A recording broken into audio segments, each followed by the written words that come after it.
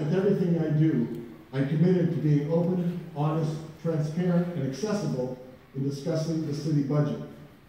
The final numbers you are seeing today are exactly that. As you understand, a budget is the best estimate of future revenues and expenses. As a general rule of thumb, variances in budget line items compared to actual results, if they're within plus or minus 3%, they're considered acceptable by financial standards. Based on this measure, our projection for the last 6 months of this year, our 2018 actual compared to budget is performing well. There is one large issue, though, that I need to present to you today. If you turn to page 5 of the mid-year report that you have in front of you, you'll see a box at the bottom of that page. This box shows our projected revenues and projected expenses for all of 2018. Note the last number in the box.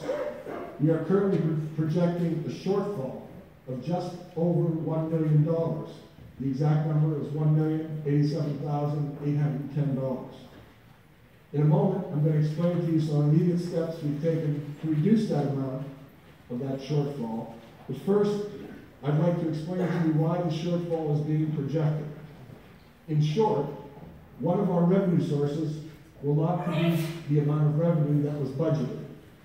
To see this, please turn to page 4 of your report.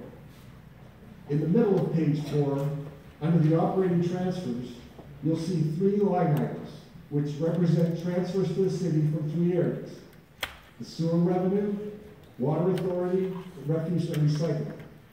Both water and refuse recycling are projected to be right on budget, as you can see, but you'll notice that we are projected to receive $907,136 less than budgeted from the sewer authority. This is the primary cause of our projected shortfall. So what do we do? As soon as I became aware of this about 3 weeks ago, I made my senior staff aware of it and asked them to do everything in their power to reduce expenses and increase income. Since then, they have been actively consulting with our finance department before incurring expenses and actively looking for ways to do things less costly. However, 87% of our expenses are employee salaries and benefits. So when we have employee turnover, one of the things we're doing is trying to determine if we need to replace that employee. In most cases, we will have to fill vacancies by hiring a replacement. But for every full-time employee we do not have to replace, we can realize an annual savings of around $80,000 in salaries and benefits.